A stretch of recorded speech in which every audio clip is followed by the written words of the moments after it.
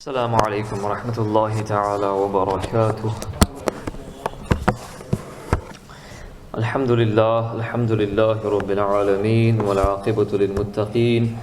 والصلاة والسلام علی اشرف الانبیاء والمرسلین وعلی آلہ وصحبہ اجمعین، اما بعد، درود پاک کا نذرانہ پیش کریں۔ اللہم صلی علی سیدنا مولانا محمد معدن الجود والکرم وآلہ وصحبہ وبارک وسلم۔ بہار شریف کے 16ویں حصے کتاب الحظر والاباحہ میں سے بہت سارے مسائل آپ نے سماعت فرمائے۔ دعوتی ولیمہ کے حوالے سے چند باتیں اور عموماً جو دعوت کی جاتی ہے اس کے متعلق چند شرعی مسائل آپ کے سامنے پیش کی جائیں گے۔ فرماتے ہیں کہ دعوت میں جانا اس وقت سنت ہے جب معلوم ہو کہ وہاں گانا بجانا، میوزک، لہو و لعب نہیں ہے، اور اگر معلوم ہے کہ یہ خرافات وہاں ہیں تو نہ جائے۔ جانے کے بعد معلوم ہوا کہ یہاں لغویات ہیں، اگر وہیں یہ چیزیں ہوں تو واپس آئے، اور اگر مکان کے دوسرے حصے میں ہیں جس جگہ کھانا کھلایا جاتا ہے وہاں نہیں ہے تو وہاں بیٹھنے کی اجازت مل سکتی ہے اور کھا بھی سکتا ہے۔ پھر اگر یہ شخص ان لوگوں کو روک سکتا ہے تو روک دے، اور اگر اس کی قدرت اسے نہ ہو تو صبر کرے۔ یہ اس صورت میں ہے کہ یہ شخص مذہبی پیشوا نہ ہو، لیڈر نہ ہو، اور اگر مقتدا پیشوا ہو، مثلا علماء اور مشائخ، یہ اگر نہ روک سکتے ہوں تو وہاں سے چلے آئیں، نہ وہاں بیٹھیں، نہ کھانا کھائیں۔ اور پہلے ہی سے یہ معلوم ہو کہ وہاں یہ چیزیں ہیں تو مقتدا ہو یا نہ ہو، عام ہو یا خاص لوگ ہو، کسی کو جانا جائز نہیں، اگرچہ خاص اس حصے مکان میں یہ چیزیں نہ ہوں بلکہ دوسرے حصے میں ہوں۔ اگر وہاں لہو و لعب ہو اور یہ شخص جانتا ہے کہ میرے جانے سے یہ چیزیں بند ہو جائیں گی تو اس کو اس نیت سے جانا چاہیے کہ اس کے جانے سے منکرات شرعیہ روک دیے جائیں گے، اور اگر معلوم کہ وہاں نہ جانے سے ان لوگوں کو نصیحت ہوگی اور ایسے موقع پر یہ حرکتیں نہ کریں گے کیونکہ وہ لوگ اس کی شرکت کو ضروری جانتے ہیں، اور جب یہ معلوم ہوگا کہ اگر شادیوں اور تقریبوں میں یہ چیزیں ہوں گی تو وہ شخص شریک نہ ہوگا تو اس شخص پر لازم ہے کہ وہاں نہ جائے تاکہ لوگوں کو عبرت ہو، نصیحت حاصل ہو اور ایسی حرکتیں نہ کریں۔ دعوت ولیمہ صرف پہلے دن ہے یا اس کے بعد دوسرے دن بھی، یعنی 2 ہی دن تک یہ دعوت ہو سکتی ہے، اس کے بعد ولیمہ اور شادی ختم۔ فرماتے ہیں کہ ہندوستان میں شادیوں کا یہ سلسلہ اور یہاں اس ملک میں بھی جو کئی دن تک قائم رہتا ہے، سنت سے آگے بڑھنا ہے، ریا ہے اور سمعہ ہے، دکھاوا ہے اور ریاکاری ہے، اس سے بچنا ضروری ہے۔ اللہ ہمیں نیک توفیق عطا فرمائے۔ پھر فرماتے ہیں کہ ایک دسترخوان پر جو لوگ کھانا تناول کرتے ہیں ان میں سے ایک شخص کوئی چیز اٹھا کر دوسرے کو دے دے، یہ جائز ہے،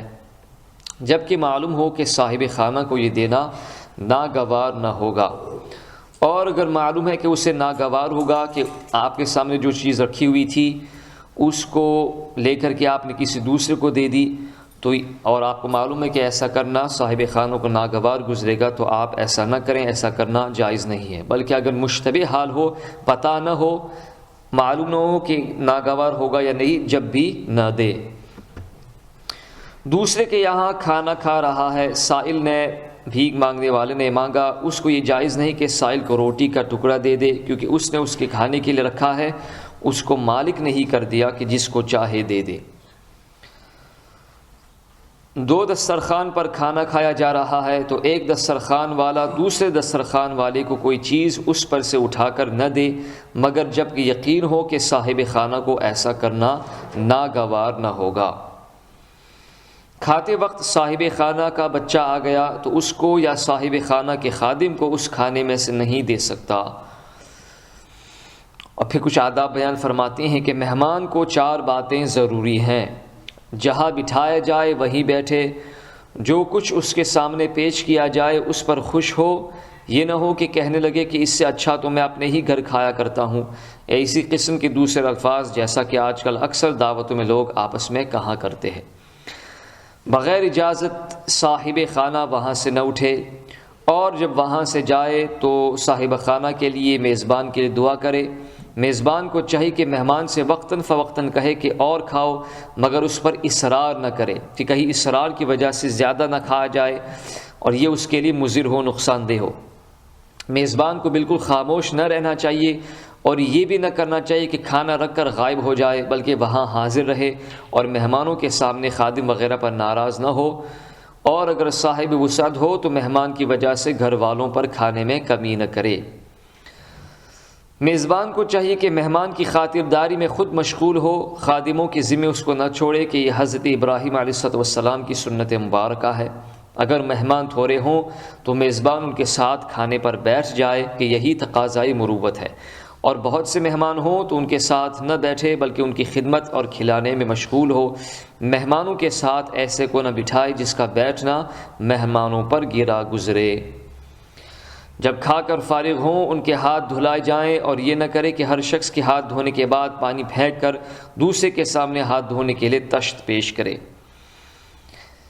جس نے ہدیہ بھیجا اگر اس کے پاس حلال و حرام دونوں قسم کے اموال ہوں مگر غالب مال حلال ہے تو اس کے قبول کرنے میں حرج نہیں۔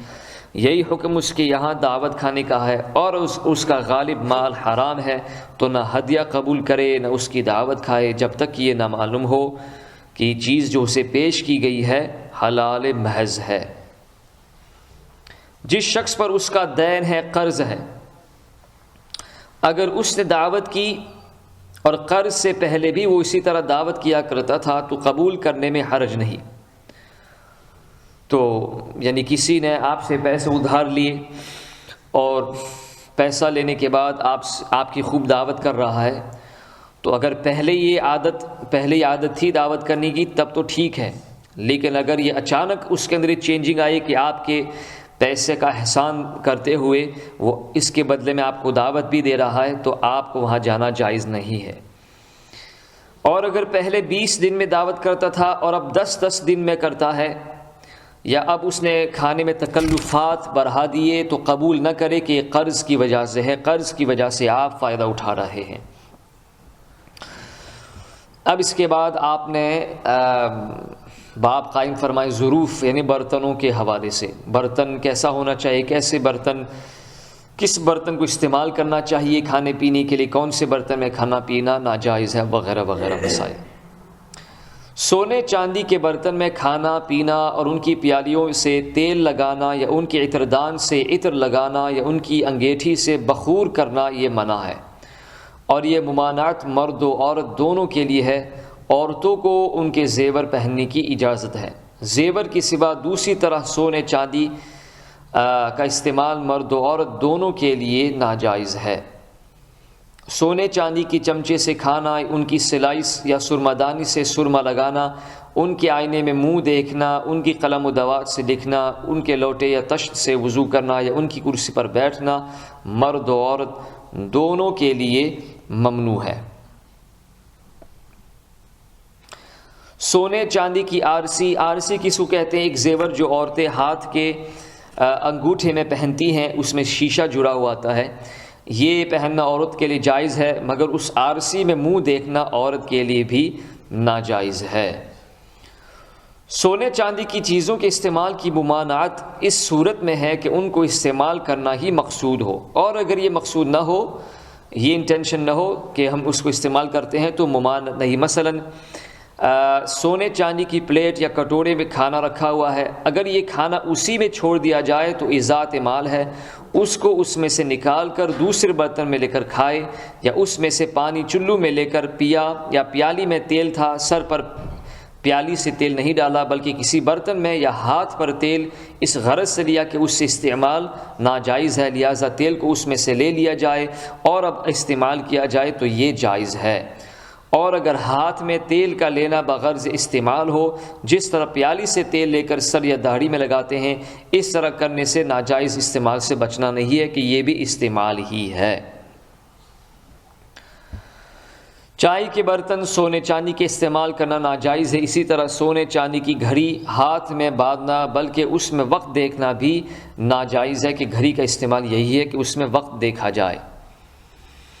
سونے چاندی کی چیزیں محض مکان کی آرائش زیب و زینت کے لیے ہو، ڈیکوریشنز کے لیے ہو، مثلاً قرینے سے یہ برتن یعنی سجا کر ترتیب سے یہ برتن و قلم و دوات لگا دیے کہ مکان میں آراستہ ہو جائے، کچھ ڈیکوریشنز ہو جائے، تو اس میں حرج نہیں۔ یوں ہی سونے چاندی کی کرسیاں یا میز، ٹیبل یا تخت وغیرہ سے مکان سجا رکھا ہے، ان پر بیٹھتا نہیں ہے تو حرج نہیں ہے۔ تو اللہ تعالیٰ ہم سب کو ان مسائل شرعیہ کو سمجھنے اور اس پر عمل کرنے کی توفیق عطا فرمائے۔